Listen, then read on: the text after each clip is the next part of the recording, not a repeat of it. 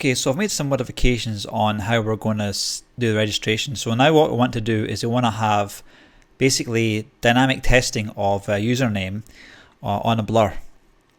So we can see here that this is actually available as a username.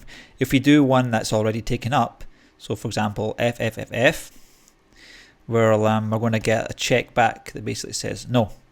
And then if we of course just remove it like that, we're just going to not allow them to progress if they don't have a username due to the external validation.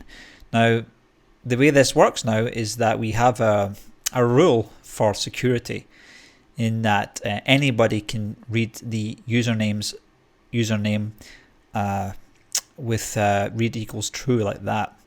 So basically what we want to do is we want to have the usernames, basically objects, to be able to be queried by username's value, which is easier than having what it was before with like custom data where everything's buried underneath this property here. It's just going to be faster and easier to maintain that way, being a NoSQL database. In terms of the code that's doing this basically validation checking right now, I'll just show you the code. So what we've done is that we have this onBlur handler on the input here, and we've got some extra variables. There's probably a cleaner way to do this, but this is basically how I've done it right now. I've created some variables up here. Username dirty, which means that it's been modified in the form, but it's not doesn't mean the state of the validation has been done or not. There's the username check pending and username is free, and then we've just got a couple of else statements here to show these spinners or the validation state like that. If there's a way to sort of do all that stuff within native validation, that would be good if you guys know how to do that. But anyway, this is the handler for the onBlur. So we basically check to see that if there's a username in here. So if it's removed, then we're just going to clear the state for the spinner,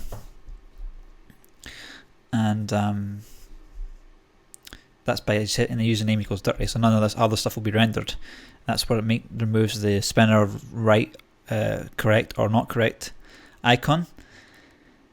And then we just we've got a query here, and we use that result to set these variables that set the state. Now in terms of this is username free, we've got this Firebase backend which I'm working on. I've not checked this code in yet. I'm basically tidying up the app a little bit, but you'll have all this code in the database at some point, and I'll put a link to the release, but you can follow what I'm doing on GitHub anyway.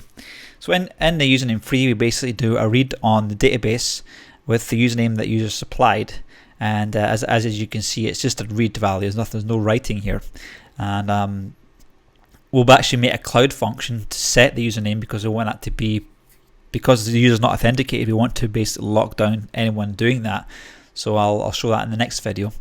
But this is username free, gets a database reference username and just gets a value back, and we're using that value just here, and that's pretty much for username checking. Thanks for watching this, and